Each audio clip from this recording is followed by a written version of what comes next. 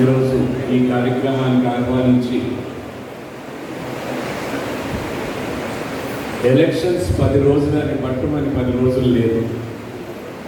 చాలా ముఖ్యమైన ఎలక్షన్, దేశానికి సంబంధించిన ఎలక్షను, రాష్ట్రానికి సంబంధించిన ఎలక్షన్.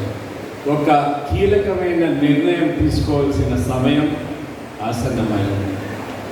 రాష్ట్రంలో, దేశంలో మూడోసారి ప్రధానమంత్రి మోడీ గారు కొనసాగించాలా, పెద్ద మెజారిటీలో మీరు వారిని ప్రధానమంత్రిగా చేయాలని ఒక ఉద్దేశంతో ఈరోజు మీ ముందరకు వచ్చి చేతులు జోడించి మీరందరూ కూడా భారతీయ జనతా పార్టీకి సహాయం చేయాల్సిందిగా కోరుతున్నారు.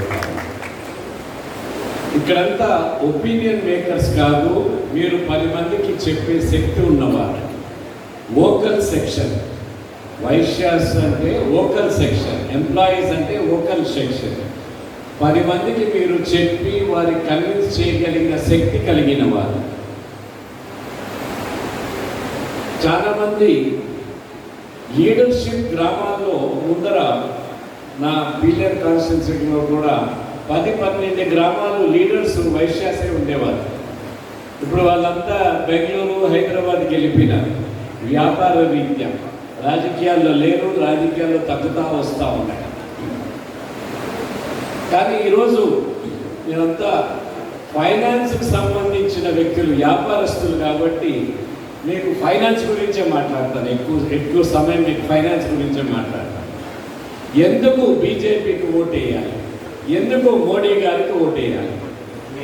మోడీ గారు 2014లో ప్రధానమంత్రి అయినప్పుడు ఆర్థికంగా మన దేశం 10వ స్థానంలో ఉండింది.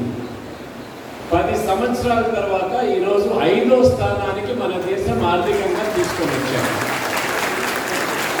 10 నుంచి 5కి వచ్చేదానికి 10 సంవత్సరాలు పట్టింది. మనం వచ్చే 5 సంవత్సరాల్లో ఆయన ఆర్థికంగా 3వ స్థానానికి భారతదేశాన్ని తీసుకొని పోతానని చెప్తున్నాను. ఇది ఖచ్చితంగా చేయగలిగిన శక్తి, ఖచ్చితంగా చేస్తారు. 2 విషయాల్లో ఖచ్చితంగా గమనించాలి. నాకు ఈ మధ్య ప్రభుత్వాలు చూస్తూ ఉంటే నాకు ఏం చెప్పాలో అర్థం కాదు.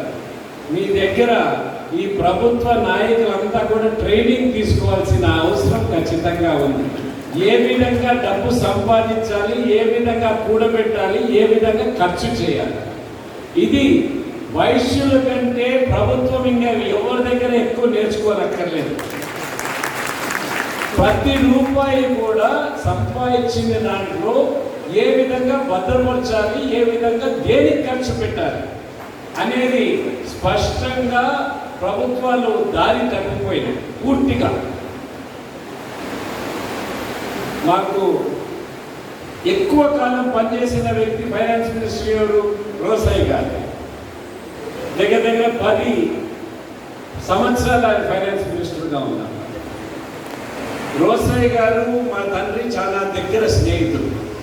మేమిద్దరం కూడా, మా తండ్రి ఒక పోర్షన్లో ఉండేవారు, ఒక ఇంట్లో కింద రోసయ్య గారు ఉండేవారు. నేను కాలేజీలో ఉన్నాను. మళ్ళా రోసయ్య గారు నేను కొలీగ్స్ అయ్యాం. మొట్టమొదటిసారి ఆయన కూడా ఎమ్మెల్సీ నుంచి ఎమ్మెల్యే అయింది 89. మళ్ళా ఆయన ఫైనాన్స్ మినిస్టర్ అయినాను, నేను చీఫ్ విప్ అయ్యాను. ఫైనాన్సెస్లో ఏ విధంగా చేయాలి రాష్ట్రాన్ని అని, 1 రూపాయి అప్పు తీసుకునేదానికి ఆయన ముఖ్యమంత్రి గారు రాజశేఖర రెడ్డి గారు బతిమాడాల్సిన పరిస్థితి వచ్చేది రోసయ్య గారి దగ్గర. అంత కఠినంగా ఉండేవాడు. ఫీజు రీఎంబర్స్మెంట్ ఇష్యూ వచ్చింది. ఒక చిన్న ఎగ్జాంపుల్ చెప్పి మళ్ళా ముందరకు పోతాం. ఫీజు రీఎంబర్స్మెంట్ ఇష్యూ వచ్చింది. మనం కాపులకు ప్రామిస్ చేశారు,